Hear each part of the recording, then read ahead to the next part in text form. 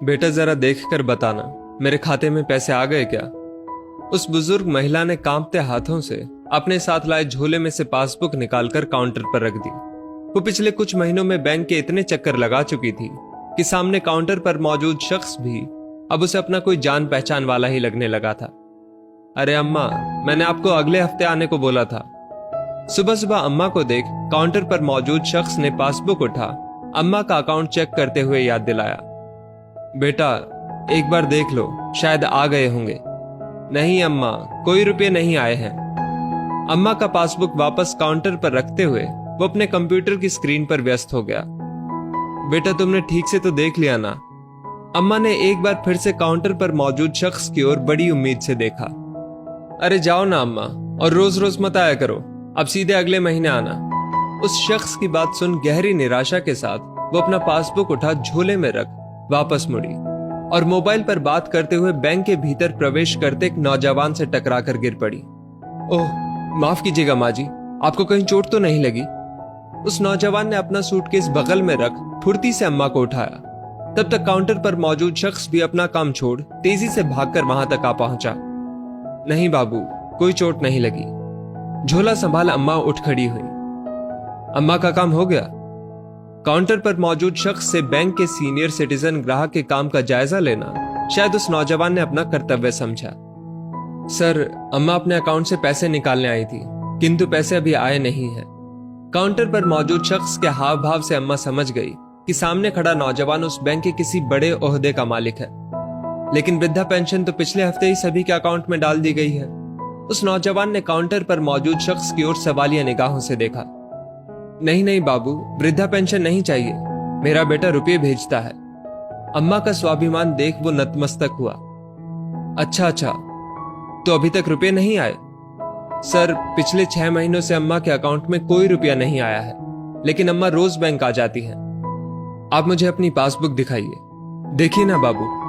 अम्मा ने फिर से अपने कांपते हाथ झोले में डालकर लगभग चिथड़ा बन चुकी पासबुक उसके हाथ में दे दी। उसने उलट पुलट कर देखा।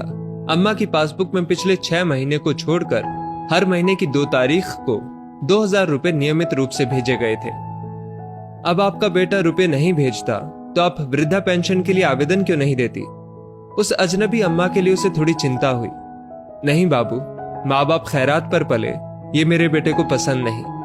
ये सुन उस बुजुर्ग अम्मा के प्रति उसके दिल में सम्मान 2 गुना हो गया। लेकिन अब वो रुपए भी तो नहीं भेजता, आपकी जिंदगी कैसे चलेगी? जिंदगी तो चल रही है बाबू, लेकिन एक ही गम है कि अब उससे बात नहीं हो पाती और ना ही उसका कोई हालचाल मिल पाता है। आपके पास उसका कोई मोबाइल नंबर है? इसी खाते में लिखा है बाबू, लेकिन सरपंच कहते हैं अब उस पर बात नहीं हो सकती। क्यों? वो नंबर बंद हो गया है। अच्छा, आप यहीं बैठिए, मैं देखता हूं। वो अम्मा की पासबुक लिए अपने केबिन के भीतर चला गया।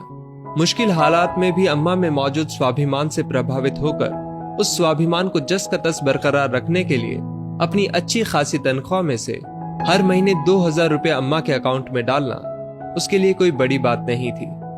थोड़ी देर बाद वो बाहर आकर बेचैनी से इंतजार करती अम्मा से बोला, अम्मा, आपके बेटे की नौकरी छूट गई थी, इसलिए वो आपको इतने दिनों तक रुपए नहीं भेज पाया, लेकिन अब उसे नौकरी मिल गई है। अगले महीने से वो आपको रुपए जरूर भेजेगा। बाबू, उसे मना कर दीजिए, रुपये ना भेजे। बस पहले की तरह कभी कभी सरपंच के मोबाइल पर फोन कर अपना हालचाल मुझे बता दिया करे। अम्मा के चेहरे की निराशा थोड़ी कम हो गई और ये देख उसे खुशी हुई। जी ठीक है अम्मा, आप मुझे सरपंच का नंबर दे दीजिए। मेरे बेटे के पास सरपंच का नंबर है बाबू।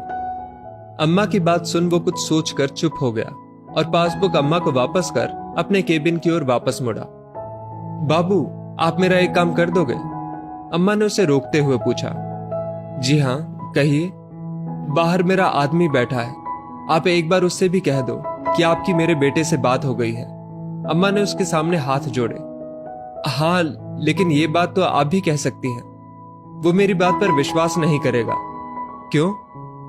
वो कहता है कि हमारा बेटा मर चुका है। क्या? उसके पैरों तले मानो जमीन ही खिसक गई। हाँ बाबू, वो कहता है कि कोई कोरोना वाला राक्षस हमारे बेटे को खा गया।